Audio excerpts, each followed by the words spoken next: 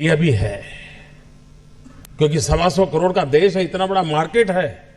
लेकिन स्टार्टअप का मतलब ये तो नहीं है कि हर किसी के पास $1 बिलियन का काम हो रहा है और 2000 लोग काम करें, जरूरी नहीं है।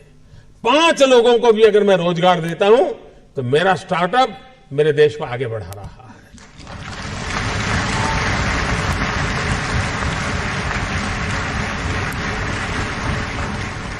एक साइकोलॉजिकल चेंज लाना है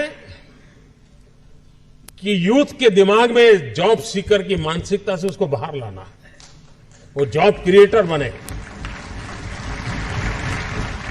और एक बार उसके दिमाग में आ गया कि मुझे 2 लोगों की जिंदगी के बाद संभालना है, वो कर लेगा। ये काम आप नौजवानों के दिमाग से हो सकता है। और इसलिए मैं जब कहता हूं स्टार्टअप इंडिया, तो मैं मान के चलता हूं स्टैंड अप इंडिया।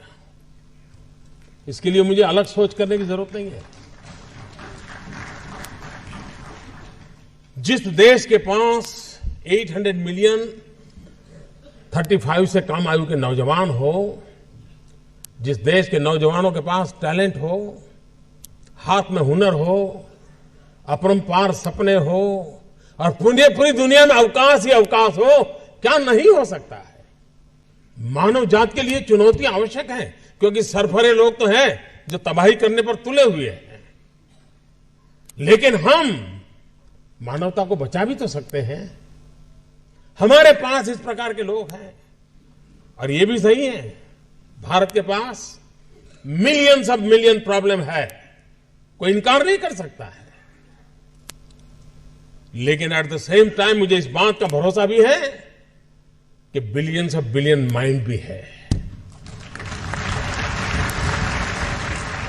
अगर मिलियन प्रॉब्लम है तो बिलियन माइंड भी तो हमारे देश में है। हर स्टार्टअप के पीछे कोई न कोई समस्या के समाधान का इरादा रहना चाहिए। और जब किसी स्टार्टअप के पास समस्या के समाधान का इरादा होगा तो उसकी संतोष का लेवल भी कहीं कुछ और होगा जी। जब किसी की जिंदगी में बदलाव लाता है तो उसको एक सेटिस्फेक्शन मिलता है।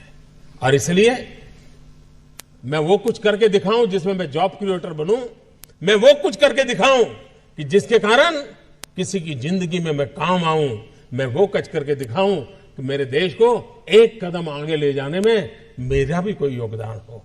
इतना भी अगर सपना लेकर के हम चलते हैं, हम बहुत कुछ कर सकते हैं।